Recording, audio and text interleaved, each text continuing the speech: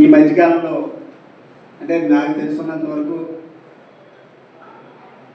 కారుణ్యానంద స్వామీజీ గౌతమి జీవకరణ సంఘాన్ని ఏర్పాటు చేసి సుమారు 90 ఏళ్ళు అవుతుంది. ఆయన ఈ సంఘాన్ని స్థాపించక ముందు ఆయన వేట్లపాలెం సుబ్బారావు గారు ఆయన పేరు, చౌదరి సైన. వేట్లపాలెం సుబ్బారావు గారు ఆయన కారుణ్యానంద స్వామీజీగా మారిన తర్వాత ఆయన ఆలోచన విధానం మారి ఆయన ఏంటంటే ఎంతోమంది పేదలు,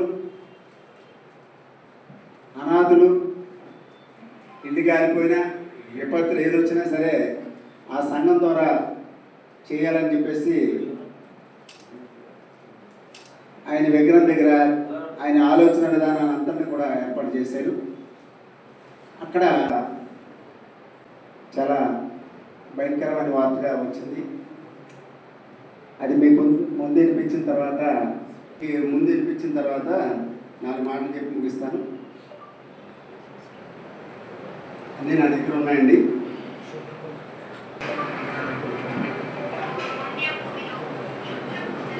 అది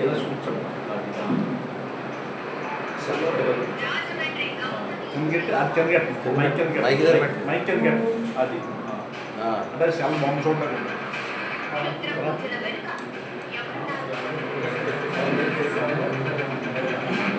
ఇది మీకు అందరికీ అర్థమైందో లేదో, అంటే సరిగ్గా రానట్టుంది చెప్పేస్తానండి. ఓకే ఓకే అండి, అంటే ఒకరికి పెడతాను, గ్రూప్లో పెట్టేస్తే అందరికి వెళ్ళిపోతాను. మీకు అర్థమైంది. ఇక్కడ ఏంటంటే మనం సినిమాల్లో చూస్తుంటాం, లేక ఏ కథలు వచ్చినప్పుడు చూస్తూ ఉంటాం.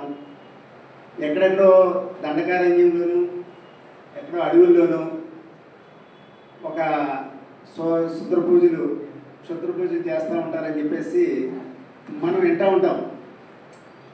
కానీ ఒక పవిత్రమైనటువంటి ఆశయంతో, సిద్ధాంతంతో కారుణ్యానంద స్వామీజీ గారు సేవా కార్యక్రమాన్ని చేస్తూ భూమి పుట్టింది మొదలుకొని నా పేరు చిరస్థాయిగా ఇక్కడ ఉండాలి, నా సేవలు అందించాలి, ఈ రాష్ట్రానికి, దేశానికి ఆదర్శంగా మాలనాటోలు ఉండాలనేటటువంటి ఉద్దేశంతో కుష్ఠరోగులు, అనాథులు, అనాథ పిల్లలు 100 ఎకరాలు, సుమారుగా 100 ఎకరాల భూమి ఈ సంఘం కోసం సేకరించి మన రాజమండ్రి నడిబొట్టులోనే లాలాచెరువుకి వెళ్ళే దగ్గర 10 ఎకరాలు సుమారుగా ఆయన ఆశ్రమం కూడా పెట్టాడు. అలాగే గోదావరి గట్టుని ఆశ్రమం కూడా ఉంది. అంటే 3వ ఆశ్రమం ఏమైపోతే తెలియదు, కానీ 3వ ఆశ్రమం గోరక్షపేటలో ఉండేదట. అది కూడా పెద్ద కార్యక్రమం జరుగుతున్నటువంటి ప్లేస్లో 4 గంటలకు టెంట్ వేసి జేసీబీని తెప్పించి అక్కడ ఎక్కడెక్కడి నుంచో క్షుద్ర పూజలు చేసేటటువంటి వాళ్ళు తీసుకొచ్చి అక్కడ చేయించారని చెప్పేసి ఆధారాలు ఉన్నాయి నా దగ్గర.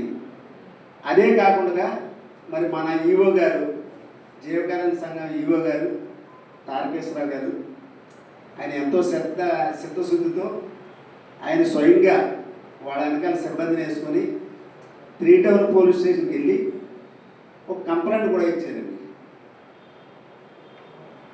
సుమారుగా 3 నెలలు అవుతుంది. ఈ కంప్లైంట్ ఏమైందో ఇంకా తెలలేదు, ఏంటన్నది తెలియపరచమని చెప్పేసి ఆయన్ని వేడుకుంటున్నాను.